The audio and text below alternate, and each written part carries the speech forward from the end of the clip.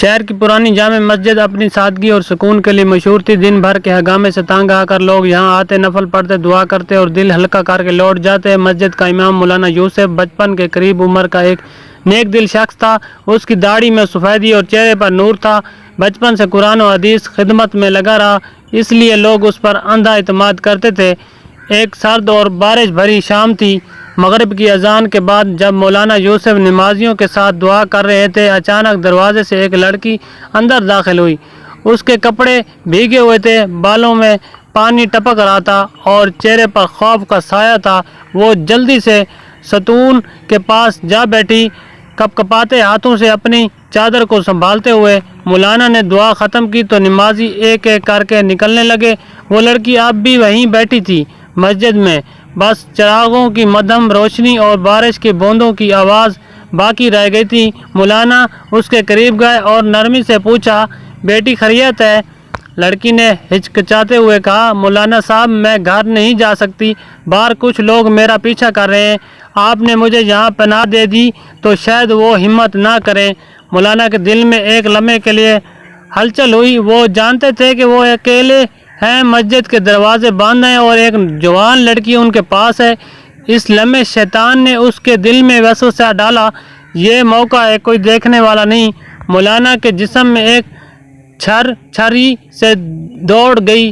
انہوں نے فوراً وضو خانے کی طرف جا کر ٹھنڈا پانی اپنے چہرے پر ڈالا، پھر دل ہی دل میں کہا، یوسف تم اس مقام پر ہو جہاں ایک لمحے کی لغزش نہ صرف تمہیں بلکہ دین کے وقار کو گرا دے گی۔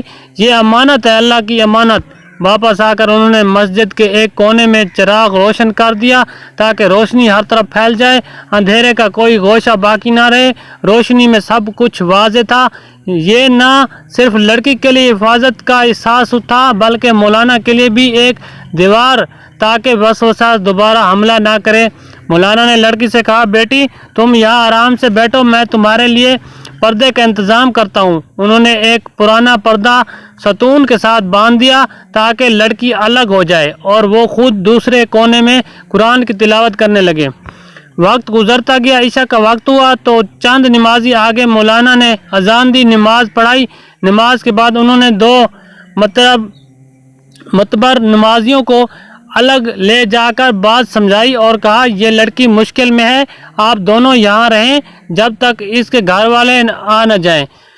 ان نمازیوں میں سے ایک نے فوراً محلے کے چند بھروسے مند لوگوں کو خبر دی۔ کچھ ہی دیر میں ایک بزرگ عورت جو لڑکی کے خالہ نکلی مسجد میں آئی۔ لڑکی کو دیکھتے ہی اس کی آنکھوں میں آنسو آ گئے۔ اس نے بتایا کہ راستے میں چند ابوش لڑکوں نے لڑکی کو تنگ کیا اور وہ دوڑ کر مسجد میں پناہ لینے آ گئی۔ سب نے مولانا کی تعریف کی، لیکن مولانا کے دل میں ایک الگ ہی احساس تھا۔ وہ جانتے تھے کہ اصل تعریف کے مستحق وہ نہیں ہے بلکہ وہ رب ہے جس نے انہیں شیطان کے وار سے بچا لیا۔ انہوں نے چپ چاپ سجدہ شکر ادا کیا۔ اس رات مولانا دیر تک جاگتے رہے۔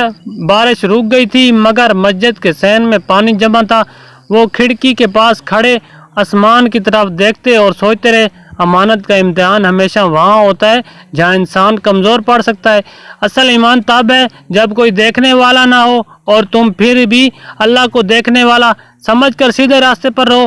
اگلے دن فجر کے بعد مولانا نے اپنے درس میں یہ واقعہ سنایا، بغیر لڑکی کا نام لیے، صرف یہ سمجھانے کے لیے کہ ایمان صرف مسجد کی چار دیواری میں نہیں بلکہ تنہائی اور آزمائش کے لمحے میں بھی قائم رہنا چاہیے۔ نمازیوں کی آنکھوں میں آنسو آ گئے۔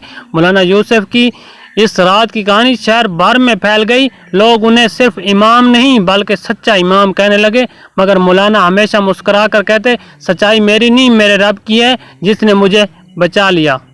ویڈیو اچھی لگی ہو تو پلیز لائک کر دیں، چینل کو سبسکرائب کر دیں، ویڈیو کو شیئر بھی کر دیں۔